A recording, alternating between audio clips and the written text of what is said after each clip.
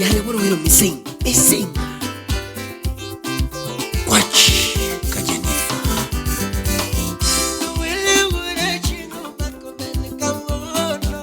Now, our chief guest was supposed to be His Excellency, the Deputy Governor. Of course, Her Excellency delegated that. And before I read his speech, I just want to say one or two things about these gender issues. Now, all the ladies, let's be upstanding.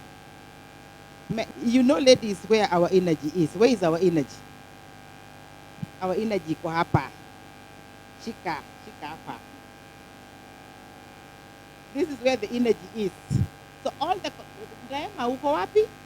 contestants find a way, whether you have some fat here. If it is not there, you go and start building it. You need this. You need this fat because we are going into electioneering period. Let's be seated. Now that period, hakuna shape hapo. Tukienda kutafuta kura, hakuna shape. Shape tunatatengeneza tukishatafuta kura. Kwa sababu hawa watu huwa wanatukimbiza mbio ingine mbaya. But I want to assure all the women in the room, there is nothing difficult. If you did not know, these men, I'm very sorry. Amen. These men only fear one thing, that we beat them in the politics. That's the only thing they fear.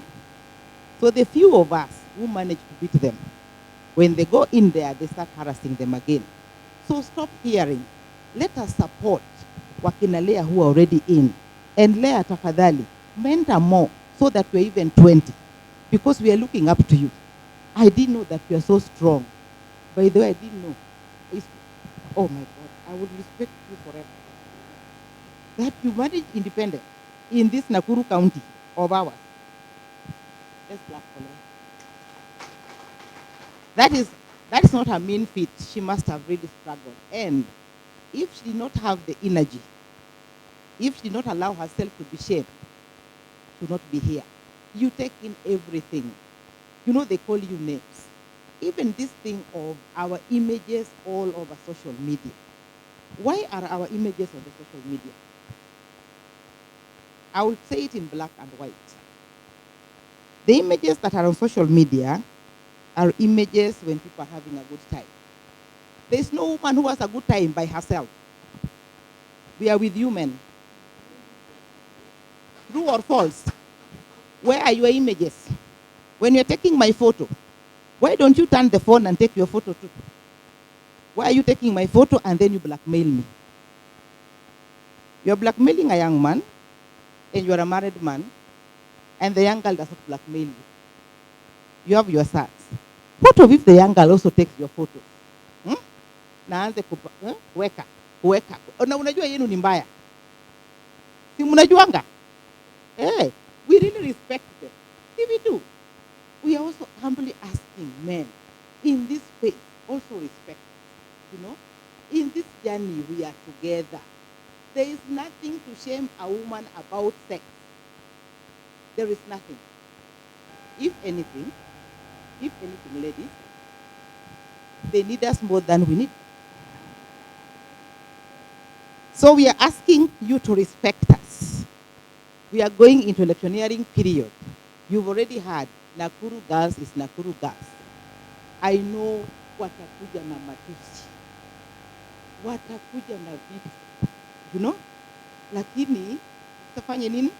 Tujenge hapa. Wakitutusi tunafanya hivi. Matusi na sisi tunafanya nini? Tunatingiza. Na tunapiga nduru. I want to encourage all the women. Don't fear anything. We will take it in our stride. Tutapambana tu. Wenye watapata, we will support them. Wenye watapata, they will also be supported. I was just asking Madam Kamuren, the Senate aspirant, yes. Yeah. Mercy, kwa nini ulienda ukapotea? Unajua hata sisi tulikuwa huko, and 3 years down the line, bado Her Excellency said na Elga hajapewa kitu. Elga kwa wapi? Unaona? We didn't get lost. You don't get lost. Once you are in the system there, unakaa hapo, unaenda, unasalimia madam. Madam, bado niko hapa. Sijapatiwa kitu. You don't get lost, mercy. Tuko pamoja. Even when you are going to vie again, all of you are going to vie. Once you complete, of course the people will be successful. The ones who remain, the parties will sort them out. So don't get lost. So with those few remarks, I want to appreciate our partners. Allow me to call you Elga2. Elga2, ujamaa Afrika wako wapi?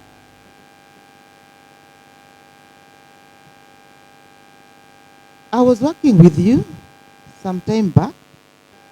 Now you're working with us. This is a small world. Nancy, you're there. Nancy, I want to request you that you ensure that gender issues, you make the loudest noise. The one you used to make in class. Make the loudest noise in this country about gender issues. All our partners, let me just take this opportunity to thank you so much, to appreciate you. You really bridge for us the gap where we have challenges for finances. Something people don't know about county governments. You know, people think there's too much money in the county government. Until I got in, there is no money.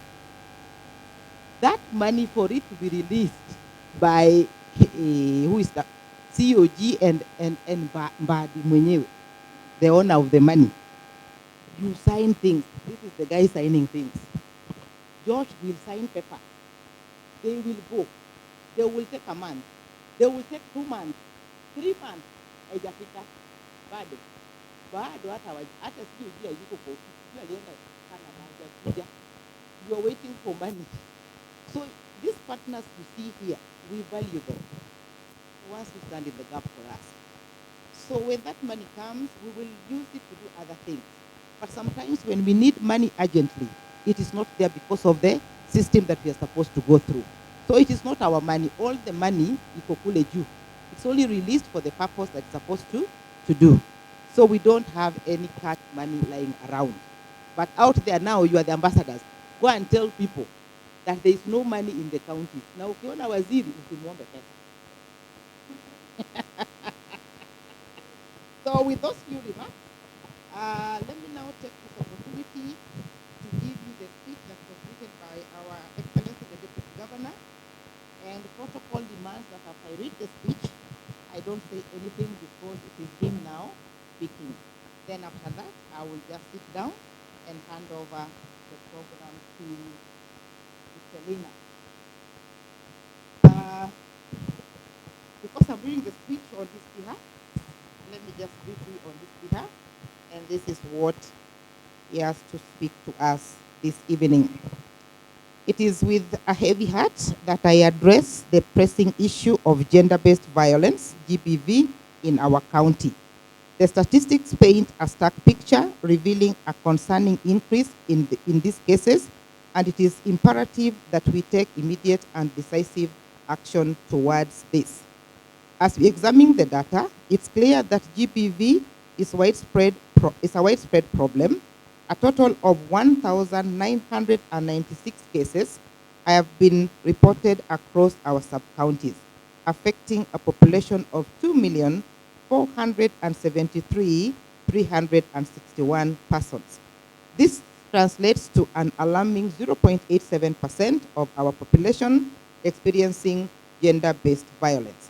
Specifically, Nakuru East Sub-County, where we are in West, leads with 337 reported cases, representing 0.15% of its population.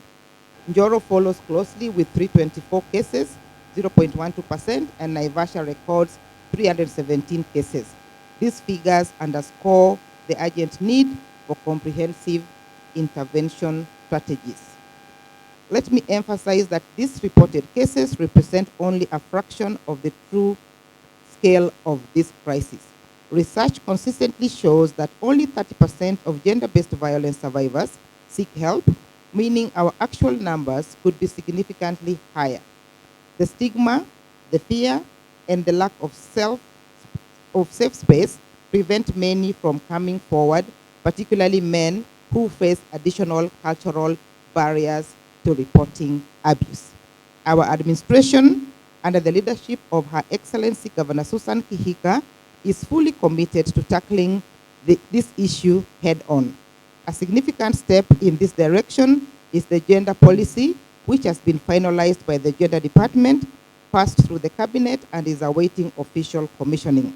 This policy is a crucial framework for gender mainstreaming, budgeting, and ensuring gender equality. It will also serve to articulate and protect the rights of all individuals. Furthermore, we recognize the immediate needs of those affected by gender-based violence. The county government is dedicated to providing safe shelter for survivors, offering them respite from toxic environments. We are equipping and operationalizing the Njoro Gender-Based Violence and Rescue Center at the former Homecraft Center in Njoro. Additionally, we have embarked on an ambitious plan to establish at least 11 GBV rescue centers, one in every sub-county. That is ongoing.